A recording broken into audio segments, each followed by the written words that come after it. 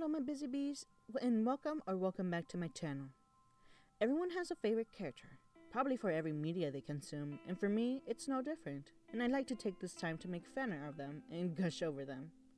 This isn't a complete list, and doesn't have a specific order, just going to different media and gushing about them.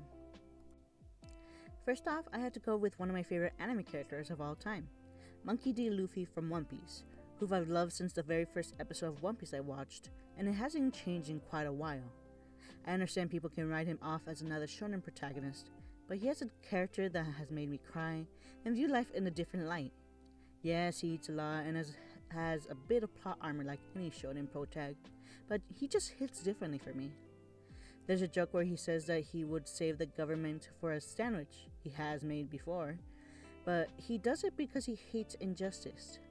The funny thing is, although he loves heroes, he hates being considered one because he doesn't want to and doesn't classify himself. The audience sees him truly suffer, and as he says himself, he can't do everything himself and needs others to lean on.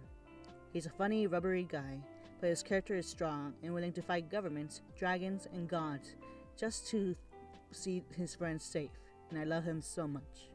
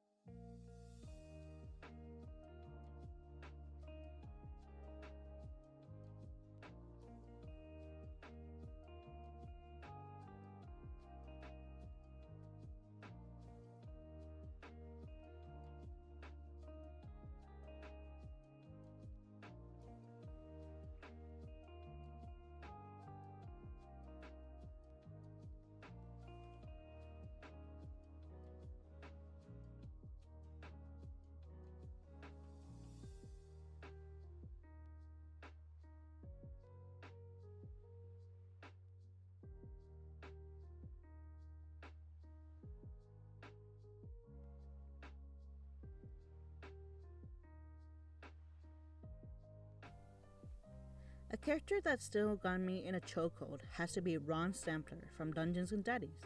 Not a BDSM podcast, I promise. A self-proclaimed emotionally detached stepfather that I still think about even after 3 seasons of the podcast. When you look at him without knowing anything about him, you would see a 5'4", pantless, balding man and wouldn't realize that his story made other characters, and especially myself, cry. I wish I could talk more about his backstory, but I recommend listening to D and Dads, especially for this stepdad who has an amazing singing voice. He's just a businessman trying his best for his wife and stepson.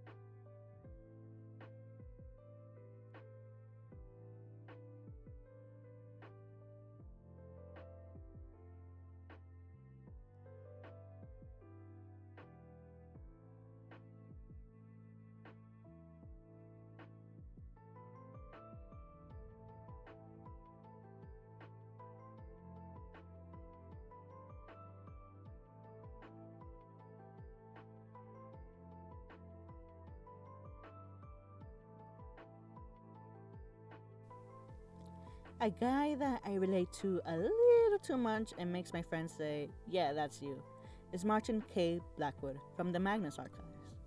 The awkward poet that is in love with his boss isn't someone I thought I would have loved, especially from how our narrator, John, talked about him. But when he first appeared on the podcast, I fell head over heels for him. He's an awkward guy with little confidence, but he grows into his own character and continuously is selfless for others. I love his character so much and imagine how different I would have viewed TMA if he wasn't part of it.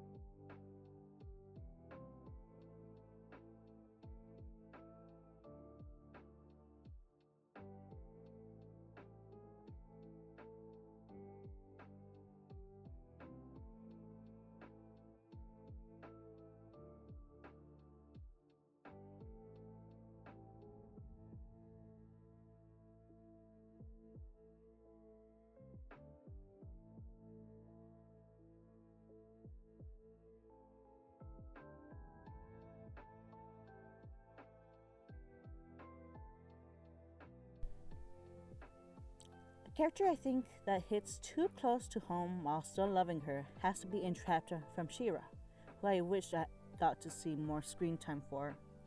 Her love for technology and space is so endearing for me, and the way she has trouble communicating with others feels a bit too familiar.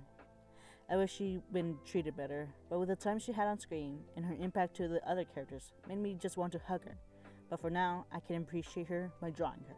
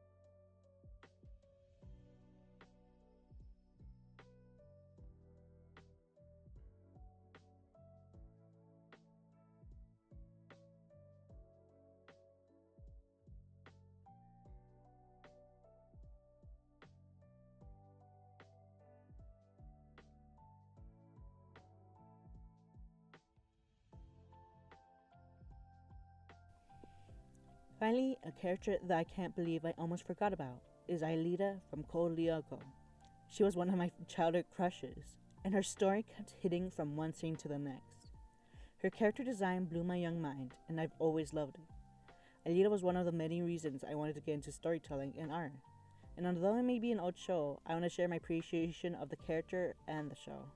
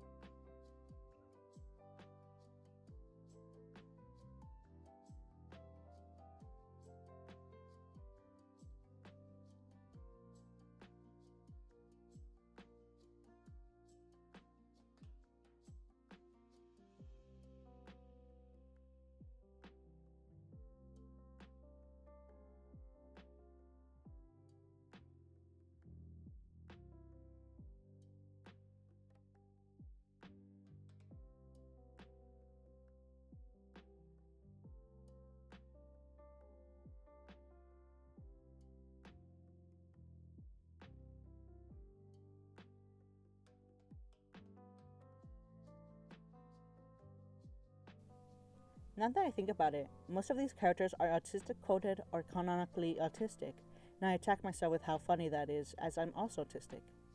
I love these characters, and I hope I can draw them again in the future. Thanks for watching, and remember not to be so busy, my little bees, and enjoy the flowers as you can. Bye!